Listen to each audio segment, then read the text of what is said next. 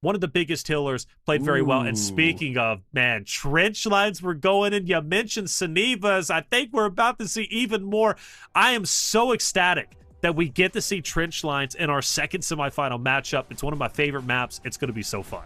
Yeah, finally, I think we're about to hop into game. Trench Line's a very unique map. If you've played it before, I'm sure you like it. I love this one. A complete antithesis to Cracked. There are a ton of points to capture in Trench Lines, and it's something that you need to do strategically, because the conversation around keeping your lives up throughout the course of A, B, C, D, into E is insanely important. So you're going to see stingers, of course. You're going to see your engineers still playing around your vehicles, also important, but you have to keep your lives up. You've got to keep those tickets up, because you've got to get all the way around this map. You basically form a semicircle starting in the bottom right-hand corner, sweeping all the way to the left-hand side, and then up to point E, which is that major building on the north side of this image they're drawing on. You've got to push all the way through and have enough lives for E. E is one of the hardest points to attack in my mind because of where the defensive team spawns. They spawn basically right behind it, if not almost on it. And so it's really difficult. You've got to have enough lives to make some plays. One of the other thing is Trench Lines usually is a longer map. So Taylor, we're also expecting to see quite a few guided missiles, which can flip these matches on its head in a blink of an eye. We've watched on the final E point the guided missile quite literally save the game for the defensive side. So that's where I'm saving my money. I'm definitely making sure if it gets to that point, we have a guided missile ready so we can attack that final point. It's going to be big. Guided missiles make an impact. Tanks also make an impact. One of the things that we watched in previous, especially in our trench lines, remember we had that one event where we watched trench lines from various different regions compete against each other, and the tanks were more for backline support, not really getting into the area, right? I think we're going to see potentially a bit more aggressive tanks, maybe more aggressive labs coming into this match as opposed to them staying into the backlines. But I am excited to see the trench lines fight specifically where we start. And the reason why, or at least the second time, or A or B1 and B2, I'm excited for that one because that's where we're going to see who the true slayers in the CQC fights are from Thailand and Korea. Yeah, I think it's a great call out. Vehicles, incredibly important. One of the things we've seen with our trench lines fights that we've seen on broadcast, and again, we could see something totally different in Thailand versus Korea, because this is the best of the best here with ACL. We are finally jumping into game. Pay attention to vehicles, pay attention to the pushes onto these first points. Point A is all about the war of attrition. How many lives can you take down, and how fast can you take them down? You're starting with 200, so let's pay attention to that number as they likely break through point A. I don't want to count it as an assured thing, albeit it's one of the easiest just because of what we saw in the first semifinals. Yeah, we say easy. You know, the A site wasn't captured from Japan. Granted, that was on Cracked, but this one should be a lot easier, and already getting into it, into the thick of it, right? Both teams going for it. Chat, let us know predictions. Thailand, Korea. Who takes this? Who wants it? And who do you think is going to be the victor? Let's not forget China's already in the winners finals, awaiting their opponent. The coaches are sitting back along with the commanders, and I'm sure the entire team of China is watching this closely to find out what makes Thailand, what makes Korea tick, because they want to beat them. Already the attacking side making quick work of A. Thailand has moved in, Korea has backed away.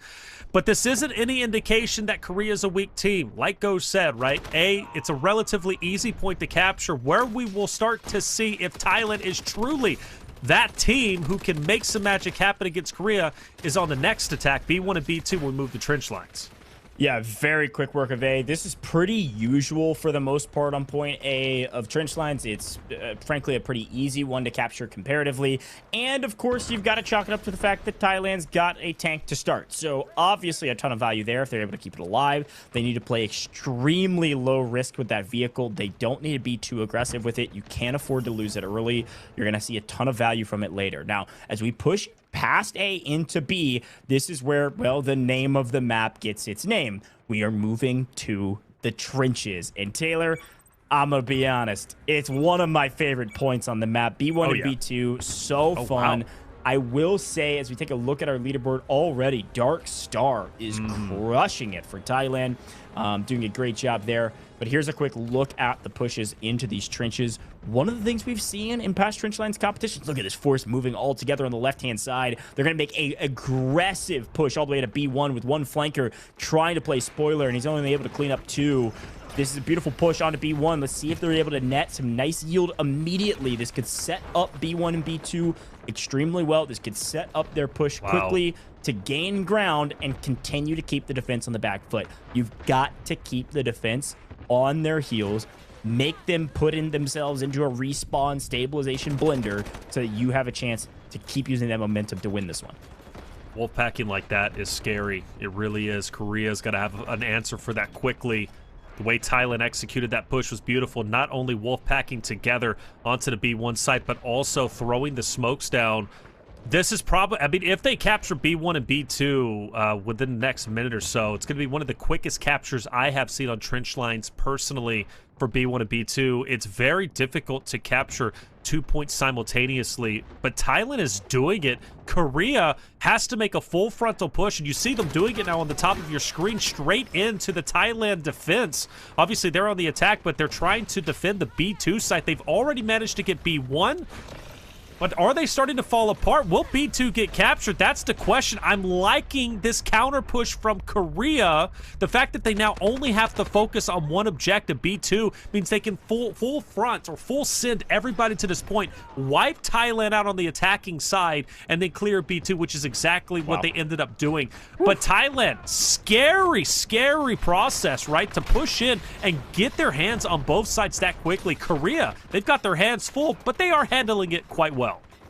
Yeah, great breakdown. That was almost really bad. And I really respect the aggression that Thailand put into B1 and B2. They know these points can be held for quite some time. And if you can swing fast enough, you capture both before the defense can even blink. A great second effort, a great stopping of the bleeding, but you've got to do more, and Thailand is bringing out all the stops. Not only as their commander, look at that on the left-hand side, they flag B2. Hey, in the next 60 seconds, if we capture it, we get more points for our support systems that we can call in. Push for this point. We are not playing patient. We are not playing complacent. We are not playing defense. We are on the attack, and we're looking like it right now. And there are so many Saniva operators running these trenches. A modicum of different weapons, of course, being used. AK-12, one of those that's on your screen now. SMG-45, a namesake and a staple in this game mode. But you might see some shotguns be whipped out here in the trench lines because it's real close, real uncomfortable, frankly, and a lot of chaos. Do like that Korea hasn't sent anybody over to B1. A lot of teams maybe go a bit frantic, and, well, they will send a couple of stragglers over there, but they're focusing on taking Thailand head on. The tank is still pretty big for those from Korea who go up top, right? But it's hard to get those shots into the trench lines, into the B2 position. A couple of missiles are going to land, but for the most part, the tank isn't as impactful here as it will be moving on or moving forward. But B2 starting to get captured once again. Korea on the back foot. And even still, I'll say it like I said it before, this would be a very quick capture, one of the quickest captures I have seen of B1 and B2. Thailand has done a wonderful job wolfpacking together. They lost some steam when Korea pushed them back in the first wave of attack, but now they're back for the second. And this one looks to be a lot stronger. I said the tank wasn't that effective, but it is raining down some hellfire and punishing those Korean members who might be on the outside looking in. So Thailand, I think this might be it. I think they just secured B1 and B2.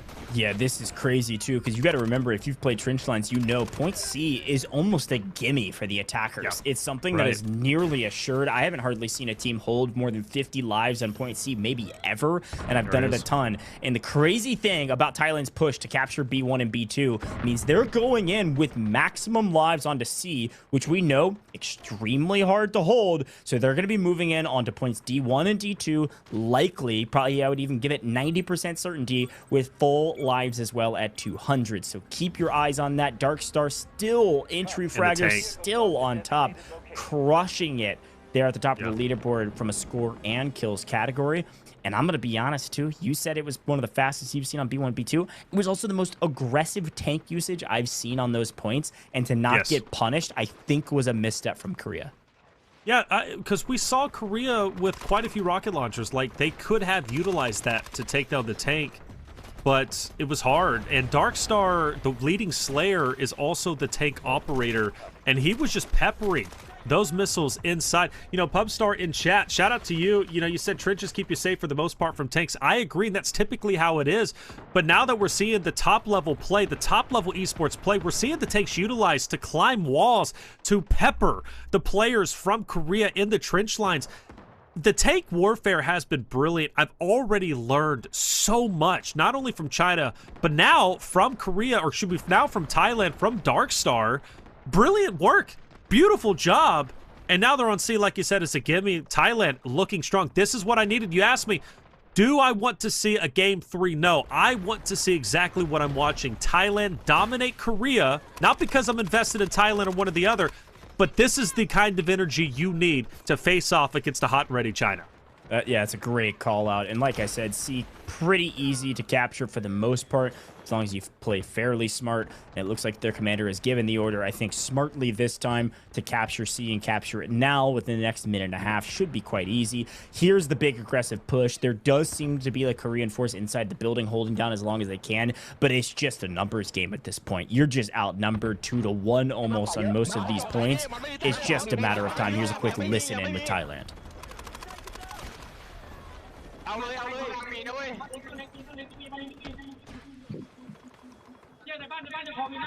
โอ้ยผมเข้ามาเยอะเลยมาแล้วเดี๋ยวรีบไปช่วยนี่ดูซ้ายอยู่ดูซ้ายอยู่เฮ้ยขอหนาๆเลยผมสั่งไปแล้วอีกนาทีนึงต้องให้ได้นะอยู่สายพี่สายมีทีนึง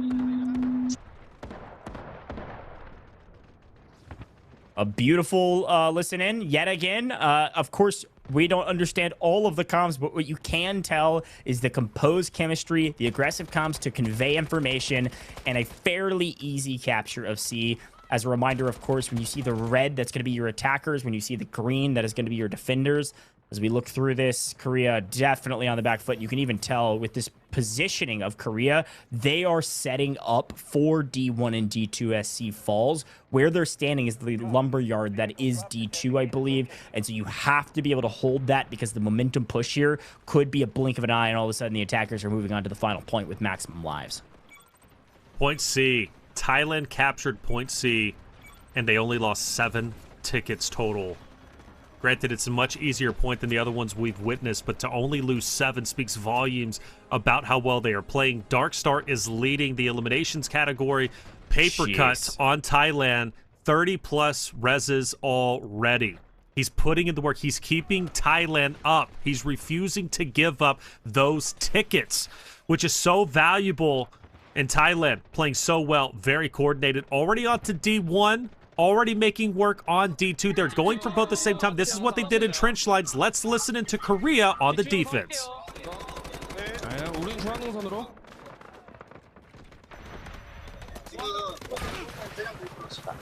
우측으로 D2 먹는 거를 이거 우리 재배치하고 D2에서 다시 시작하자. So for me, Goj, that's night and day. Thailand, plenty of comms, quick, concise, fast. Granted, I don't understand it, but you can tell by the pacing. There was a lot going on in their communications, but it was clean. For Korea, I didn't hear a lot.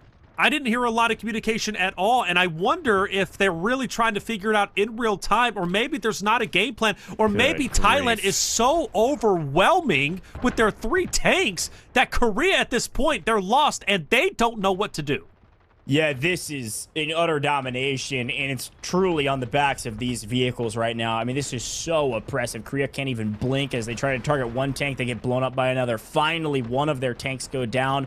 Thailand down to 2 tanks. And I think they had the FSV, the tank destroyer, as well, roaming around that eventually got taken down as well. Overall vehicle usage on top, overall winning this matchup because of that. Finally, some folks striking back. Not only with some of the artillery shells that you can fire on this map, but probably some AT-4s and other rocket-propelled grenades to try to take these out. We need a tank on the side of the defense, and we needed it yesterday. Gonzo on the outside, healing up the tank for Darkstar. He'll create some distance. They don't want to lose that tank. They know the value. He'll go ahead and retreat to D1. They'll focus their efforts on D2, which, mind you, still, almost halfway captured, or a little bit more than halfway captured, and the pressure is still on. Korea had a glimpse of hope, a glimpse of an opportunity to push Thailand back, but Thailand already back into the driver's seat. They're capturing D2 once again. And when you think of D1 and D2 and how hard this can be to capture, especially with the defense having the high ground, again, a flawless job. They lost 21 tickets there. So they've lost a total of 28 tickets, capturing not only C, but both points of D. Darkstar at 40, by the way. Shout out to him. 51 total reses from Paper Cut. So with Darkstar and Paper Cut putting numbers like that, both in the slaying category and the healing and resing category, Thailand's unstoppable. They're already on the final point. And full tickets. Yeah, that's the perfect segue, because this point E is one of the hardest points to take in general. In my opinion, at the very least, I think a lot of people would agree. This point E is pretty easy to defend just because of the spawns. When it comes to your defense, you're basically able to get on the point right when you spawn in pretty easily. The power positions on point E are obviously going to be this building as we fly through on the left-hand side. That building is going to be not only a power position, but it's also going to be the power position the attackers want to push into. The problem right now for the defense is that because they're getting gapped so aggressively from a score tally standpoint, the amount of support systems, the amount of call-ins that the attackers can do for this point compared to the defense is got to be at least 2 to 1, if not more than that. So expect some guided missiles here shortly. Expect some artillery barrages that could open things up. And right now, all eyes, my eyes, I only got 2 of them, but all of them, glued to Korea's 2 tanks on the back lines. These guys got to stay alive, but they also have to have an impact. As already playing this defensive, point E is going to the side of the attackers. They are swinging for the fences here. Look at the tank. The tank's moving in. He's going to challenge the 2 tanks of Korea. I mean, full frontal attack. He's going for it. But unfortunately, we'll lose him. But he did a lot of damage, forcing the Korean tanks back. That's going to give an opportunity for Thailand to push forward and maybe get some real estate. You notice another tank from Thailand battling the 2 of Korea. Korea will lose 1. The last tank is forced to move up. Now the 2 tanks from Thailand will focus their attention on the last remaining tank from Korea, down to a sliver of health. There's no engineers there to heal it. The other tank's going forward. It's on fire, and it is going to be gone relatively soon. But meanwhile, Thailand has pushed up. They've got real estate on E. They're capturing. And again, the same conversation, ladies and gentlemen. They've only lost 10 tickets, and they're nearly captured E. I'm telling you, yes, this is the warfare game mode, but tank warfare is everything. A perfect execution and frankly just tank advantage. 3v2 in the tank category. They send one up as a sacrifice. Get them as weak as you can, I'm sure they were saying. And then the follow-up in a 2v2 battle when your tanks are healthier than the others. As long as you're not missing your shots, you are going to win the tank warfare and you're going to win the map. An utter domination. A steamroll as they sweep through A, B, C, D into E, having lost only 50 lives or so throughout the course of the entire map. My goodness, the strategies have paid off. Sometimes we say that Trench Lines is a defense-oriented map. This time the attackers said, bet, let me show you something different. Unbelievable from Thailand. Huge.